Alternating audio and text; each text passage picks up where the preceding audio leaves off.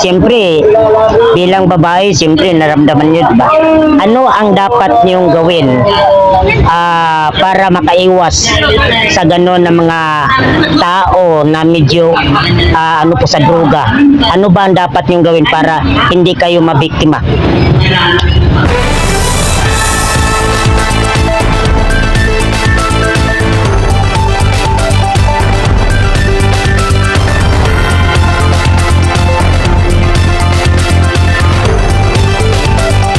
Ito na mga kabayan, mga ka-idol, sa lahat ng ating mga kasamahan sa hakbang ng Maisog, Luzon, Visayas at Mindanao. Lalo na sa ating mga kabayan, papunta po tayo ngayon sa Lapu-Lapu City, Cebu, na kung saan ay nais natin makuha ang kanilang mga reaksyon, lalo na sa mga pangyayari ngayon sa ating bansa. At higit sa lahat, at sa mga request po natin sa mga kababayan na nasa ibang bansa, na punta natin ang Lapu-Lapu upang punin na kanilang mga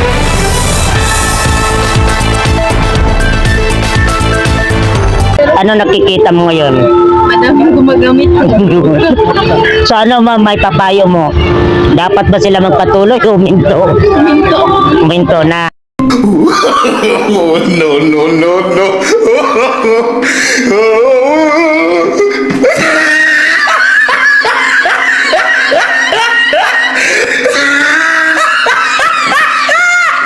Sige talaga na umiwas ang mga kabataan ngayon na gumamit ng cellphone, lalo na pag nag-iisa, di ba? O sa mga kalsada. O. Pero sa ano ma'am, ano ang may papayo mo sa mga gumagamit ng droga? Dapat lang ba sila na uminto or patuloy lang? Sabi na hinto sila kasi naiinit na yung katawan nila. Oo, yan. So, ang mapapayo ko lang, pwede man siguro mapigilan sila.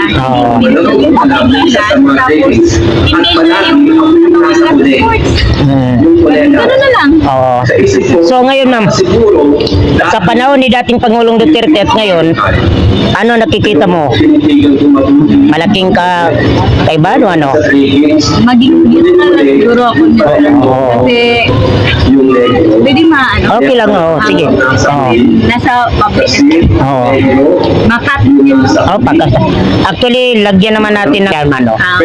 So, siyempre, kailangan talaga na malaki talaga pagbabago, di ba? Malaki. Oh. May pinakikita tayong yung panahon ni Duterte. Marami takot. Maraming mga nakatake ng droga, lumalaki. Hindi sila Oo. yung mga sugarol na walang sugal, Actually, marami ding pamilya na nabuo, di ba? naghiwalay din. Pero kabalikan dahil hindi na sila gumagamit ng droga. Yun lang din. Yun lang kasi maano ko kasi government Okay. Good afternoon po, ma'am. Ano pong pangalan po natin, ma'am? Christine. Ilang taon po tayo, ma'am? 31. 31. May pamilya? May asawa na? Wala. Wala pa. Okay. Nagtatrabaho ka sa... Ano ang nakikita mo sa panahon ni dating Pangulong Duterte at sa ngayon? Nice. Sa panahon ni Duterte.